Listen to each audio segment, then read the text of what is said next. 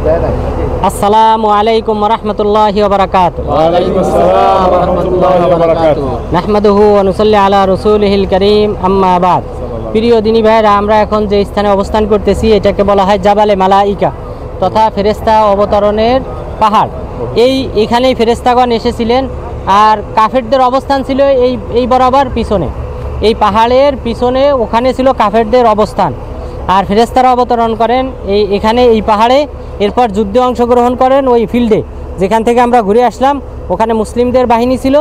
এরপর এই ফেরেশতারা মুসলিমদের সাথে ওখানে যুক্ত হন, আর কাফেররা এখান থেকে গিয়ে ওই ময়দানে ওখানে গিয়ে মুসলিমদের সাথে যুদ্ধ করে।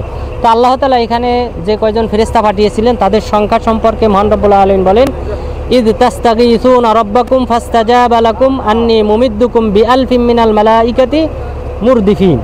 যে যখন তোমরা ফরিয়াদ করতেছিলে, আল্লাহ তাআলার কাছে দোয়া করতেছিলে, তখন আল্লাহ তাআলা তোমাদের ডাকে সাড়া দিয়ে 1000 ফেরেশতা প্রেরণ করেছে।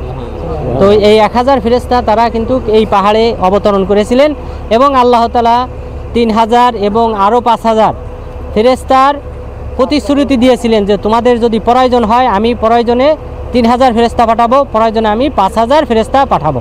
তা আল্লাহ তাআলা ময়দানে যে সকল ফেরেশতাগণ যুদ্ধ করেছিলেন এবং অস্ত্র চালিয়েছিলেন তাদের সংখ্যা হলো 1000। তো 1000 ফেরেশতা এই বদর যুদ্ধে অংশগ্রহণ করেছিলেন। ওয়া সাল্লাল্লাহু আলা নবিয়িনা মুহাম্মদ ওয়া আলা আলিহি ওয়া সাহবিহি আজমাইন।